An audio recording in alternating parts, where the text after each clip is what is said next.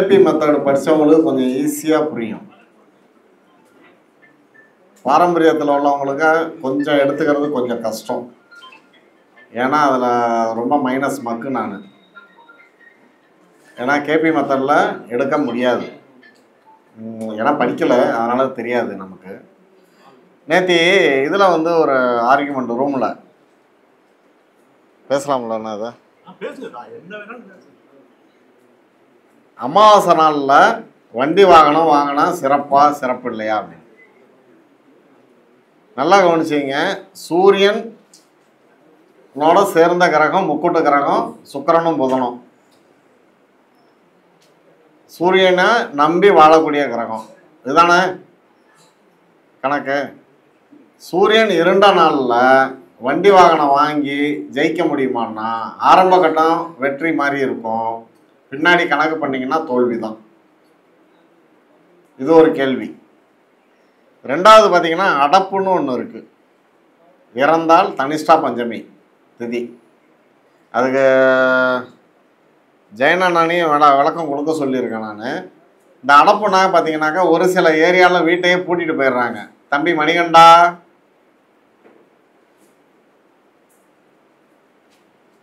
வீட்டை பூட்டிட்டு போகிறது,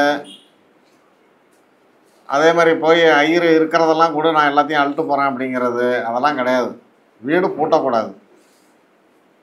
அவங்க சொர்க்கத்துக்கு போகிறதுக்கு தீபம் வச்சு வழிபட தான் சொல்லியிருக்காங்களே தவிர எந்த இடத்துலையும் வீட்டை பூட்டிட்டு போ, அதை பண்ணு இதை பண்ணுன்னு சொல்ல கிடையாது, எந்த சாஸ்திரத்துலேயும் கிடையாது.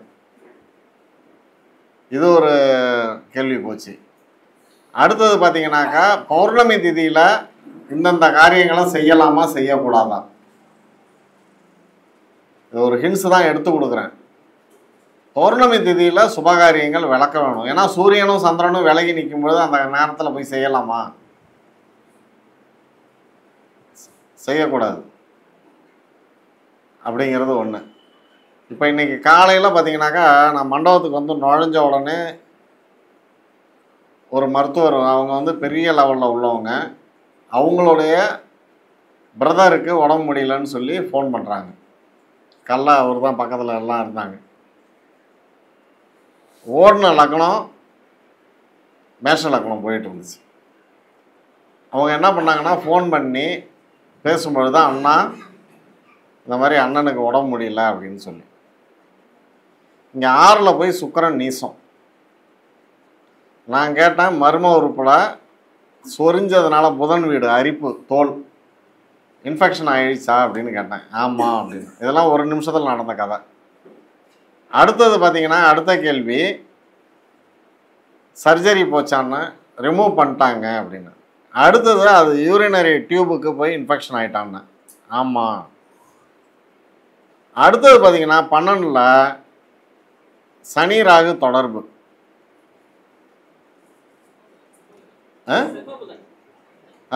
செவ்வாய் புதன் தொடர்பு. செவ்வாய் புதன் தொடர்புன்னொன்னே மூச்சு திணறலான்னு கேட்டேன். ஆமாம் அப்படின்னாங்க. இது என்னென்ன ஆகும் அப்படின்னாங்க. நான் சொன்னேன் 3 நாள். சொல்லுங்கள். ஆமாம், நான் மூச்சு 4ல் சனி சந்திரன் ராகு தொடர்பு, மூச்சு திணறல் இருக்குதான்னு கேட்டேன். ஐசியூவில் வச்சுட்டாங்க அப்படின்னு. அடுத்த கேள்வி எப்படின்னா அப்படின்னு நான் சொன்னேன் 3 நாள் ஆகும் அப்படின்னு. அதை பார்க்கக்கூடிய பெரிய டாக்டரும் 3 நாள் தான் ஆகும்னு டைம் சொல்லியிருக்காங்க. அப்போ தான் சுற்றி இருந்தாங்க ஒரு 3-4 பேர் இருந்தாங்க. அவங்களுக்கெல்லாம் ஒரு விளக்கம் கொடுத்தேன் கூப்பிட்டு. இந்த பிரசன்னம் எந்த நேரத்தில் விழுதோ எடுக்கக்கூடிய பாவகத்தை நம்ம எப்படி தொடர்பு படுத்தி சொல்கிறோமோ அதை வச்சு தான். சில பேர் சொல்கிறாங்க அந்த கமெண்ட்ல எல்லாம் விழுது என்னன்னு கேட்டாக்கா நம்ம பெருமை பேசுகிறாங்க. என் பெருமை நான் பேசாமல் அடுத்த வீட்டுக்காரனை வந்து பேச போகிறான். சொல்லுங்க. ஏன் இதை கண்டு இப்போ அண்ணா நடத்தினாரு. இது எவ்வளோ பெரிய ஆய்வு தெரியுங்களா, தீசிஸு. உங்களுக்கு நமக்கெல்லாம் சில பேருக்கு போர் அடிச்சு தான் என்னன்னு தெரியல. அந்த விஷயமே வந்து அவ்வளோ கடுமையான ஆய்வு. ஏன்னா அந்த ரெட்டை குழந்தைக்கு வந்து ஏகப்பட்ட பிரச்சனைகள்லாம் இருக்குது. லக்னத்தை வச்சு எடுக்கிறது, ஒரே லக்னத்தை வச்சு எடுக்கிறது மிகப்பெரிய அபூர்வமானது. அதுக்காக முதல்ல அந்த அண்ணனுக்கு ஒரு தேங்க்ஸ் சொல்லணும், ஒரு கைத்தட்டலை கொடுங்க முதல்ல. ஏன்னா மற்ற மீட்டிங் மாதிரி இல்லாமல் நம்ம கருத்தரங்கத்தில் 4 பாயிண்ட் கற்றுக்கிட்டு போகணும் வரவங்க. நம்மளுடைய குறிக்கோளே அதுதான். அது இல்லைனாக்கா ரொம்ப கஷ்டம். ஒரு மெத்தடும் ஒன்று ஒன்று சொல்கிறாங்க. இப்போ இங்கே நம்ம இதுக்கு வரவங்க யாருமே பார்த்திங்கன்னா இந்த கர்ம பரிகாரம், இந்த முடக்கு இதை பற்றிலாம் யாருமே பேச மாட்டாங்க. பேசுனாலே கெட் அவுட்டு, வெளியே வெளியே போயிடுங்க, அவ்வளோதான், முடிஞ்சு போச்சு. நம்ம மீட்டிங்க்கும் அதுக்கும் சம்மந்தம் கிடையாது. காரணம் என்னன்னு கேட்டிங்கன்னா, எல்லாருமே ஜோசியர் ஒரு 10 ரூபா சம்பாதிக்கணும், 4 கிளைண்ட் வரணும் நம்மள்கிட்ட. வரவன் எப்படி வராங்கிறத நம்ம முதல்ல யூகம் பண்ணணும். காலைல சொன்ன மாதிரி தான், ரொம்ப வயசானவர் ஒரு அவருக்கு என்னன்னா வாட்ச்மேன் வேலை பார்க்குறேன் அப்படின்னாரு. பையனுக்காக வந்து கேட்குறாரு. கேட்கும்பொழுது நான் என்ன பண்ணுறேன், பார்த்துட்டு கிளம்பி போங்கய்யா அப்படின்னேன். சாப்பிட்டீங்களா அப்படின்னேன். இல்லையா சாப்பிட்டான்ட்டு ஒரு 100 ரூபா எடுத்து கொடுத்தேன். ஐயோ வேண்டாம் வேண்டாங்க அப்படின்னாரு. காரணம் என்னன்னாக்கா, இப்போ என்கிட்ட இருக்குது, நான் கொடுக்குறேன், இல்லாதவங்க என்ன பண்ண முடியும்? இப்போ திண்டுக்கல்லேருந்து நண்பர் ஒருத்தர் வந்திருக்காரு. ஐயா எழுந்திருச்சு பாருங்கள். அவரும் நான் மிகப்பெரிய ஜோதிடர் தான். அவர் பார்த்தீங்கன்னாக்கா, உங்கள்கிட்ட ஒரு விஷயம் கேட்குறதுக்கு தாங்க வந்தேன் அப்படின்னாரு. உண்மை தானே? என் மைண்டில் என்னன்னா, ஒரு காணாமல் போனதை பற்றி ஒரு கேள்வி வரப்போகுது அப்படிங்கிறது தான் இந்த லஞ்சு நேரத்தில் நடந்த சம்பவம். அவர் பிறந்த தேதி சொல்லுங்க, அந்த தேதி சொல்லுங்க, வாங்க இங்கே வாங்க வாங்க.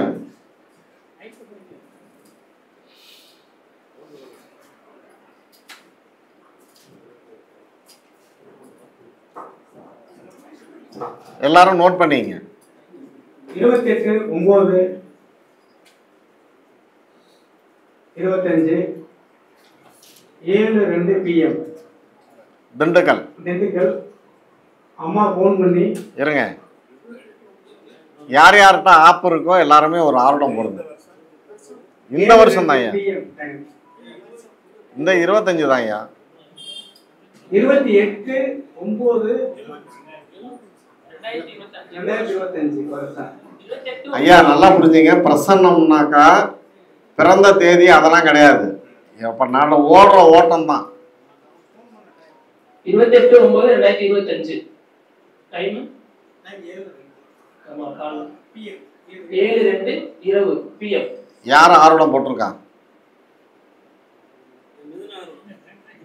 லக்னம் மிதுனம், சரியா? மீன லக்னம். ஆர்வம் அது கிடையாது. நீ வந்து ஜாமக்கோல் போயிட்ட போல இருக்கு. அது கிடையாது, அது போடக்கூடாது. உதயம் தான் போடணும். தப்பா சொல்றப்பல, ஒரே நிமிஷம். சாதாரண இது போடுங்க, ஜாதகம் மாதிரி போடுங்க. அது அதோட நிப்பாட்டிங்க. நல்லா புரிஞ்சுங்க. அவர் கேள்வி, முதல் கேள்வி, பையன் காணா போயிட்டாரு. லக்னத்துக்கு 6ஆம் அதிபதி, நோட் பண்ணிங்க. ஒரு பொருள் காணா போனால் 6ஆம் இடம், 6ஆம் அதிபதி 8இல் மறைஞ்சிட்டு, சுக்கிரன் வீடு. அடுத்த கேள்வி, சுக்கிரனுக்கு எத்தனை வருஷம்? சூரியன் சுக்கிரன் நிற்கிற வீட்டுக்கு எத்தனாவது வீட்டில் நிற்குது? 2வது வீட்டில் நிற்கிறாரு. நான் கேட்டேன் 21லேருந்து 22 வயசான்னு கேட்டேன். 23 வயசுன்னாரு. சொன்னா. அடுத்தது, பையன் கிடைப்பானா மாட்டானா? சனி இங்கே வக்கரத்தில் எங்கே நிற்குது?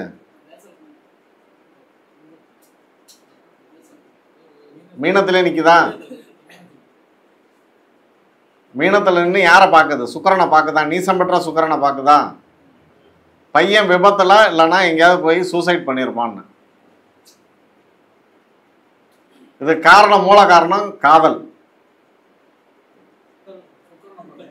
சுக்கிரனை பார்க்கறதுனால காதல். அடுத்த கேள்வி, இதில் ஹைலைட்டு, பையனுக்கு அப்பா இல்லைன்ட்டேன்.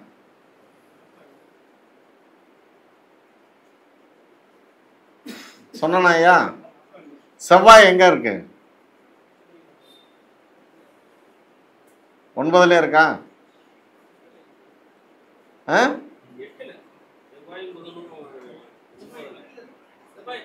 8ல் இருக்காரு. செவ்வாய் யார் காலில் போகுது? செவ்வாய் ராகு கூடனா என்ன ஆகும்? அப்போ அப்பனும் தற்கொலை தான் பண்ணியிருக்கணும். உண்மைதானே? ஒரு கைத்தட்டுங்க, அவர் தான் உண்மைங்கிறாரு. இவ்வளோதாங்க பிரசன்னம்.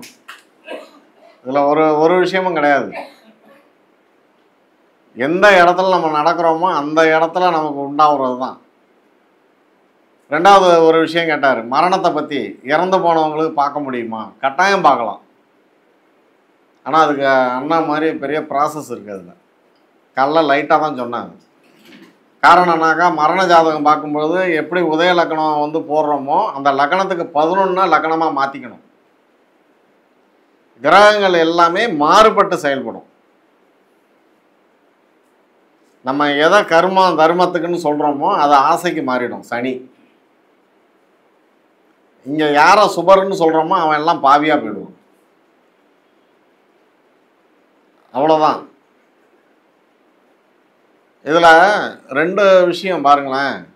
ஒரு ஜாதகத்தில் எந்த இடத்துல 3ல் சனிக்கு அது தொடர்போ, ஆணோ பெண்ணோ அந்த குடும்பத்துக்கு கட்டுப்பட மாட்டாங்க. லக்னத்திற்கு 3ல் சனிக்கேது எந்த இடத்துல தொடர்பானாலும் ஆணும் பெண்ணும் கட்டுப்பட மாட்டாங்க. ஓகேங்களா? அடங்காது. இது அடங்கிறதுக்கு வழியும் இல்லை. ரெண்டாவது பார்த்தீங்கன்னா, அடுத்த கேள்வி, சூரியன் கெடாமல் ஒரு ஜாதகத்தில் இருந்ததுன்னு வச்சுங்க. சாரி, தவறாக சொல்கிறேன். சூரியன் கெட்டு நின்றுதுன்னு வச்சுங்க. அந்த வீட்டில் அரசாங்க வரவு உண்டு, பென்ஷன் உண்டு. கையெழுத்துக்கிட்டார் ஐயா. நீங்கள் கேட்கலாம், அடித்து கேட்கலாம், கவர்மெண்ட் சம்பளம் யார் வாங்கினதுன்னு கேட்கலாம். அந்த குடும்பத்தில் கட்டாயம் உண்டு. அடுத்தது கடன் அடையணும் அப்படின்னு சொல்லி கேட்குறாங்க. இப்போ வர்றது பிரச்சனை பூரா அதுதான், கடன். கடன் அடையிறதுக்கு என்ன வழி? நம்ம சொல்கிறோம் 6ஆம் இடம் கடன் சொல்லிடுறோம், 8ஆம் இடம்னு சொல்லிடுறோம். அடையிறதுக்கு 12ஆம் அதிபதி அல்லது 12ஆம் பாவாதிபதி என்ன ஆகிறான்னு பாருங்க. அவனுக்கு அந்த லக்னாதிபதிக்கு அல்லது லக்னத்துக்கு சாரம் கொடுத்த ஸ்தானாதிபதி என்ன ஆயிருக்கான்னு பாருங்க. அவனால் அடைக்க முடியுமா முடியாதா? அல்லது ஆருட லக்கணமோ ராசி லக்கணமோ அம்ச லக்கணமோ 6, 8, 12 மறையாமல் இருக்கான்னு பாருங்க. 12 வராது இல்லைண்ணா அம்சத்தில். நான் ராசியில் வர லக்கணம் அம்சத்தில் 12க்கு வராதுல்ல. வரும் லக்கணம்.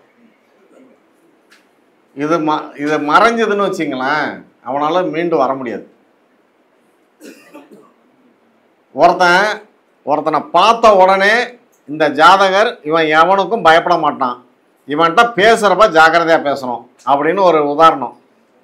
ராசி லக்கணம் என்ன இருக்கோ அம்ச லக்கணம் 5ல் விழுந்ததுன்னா அவன்கிட்ட பேசுகிறப்ப ஜாக்கிரதையாக பேசுங்க.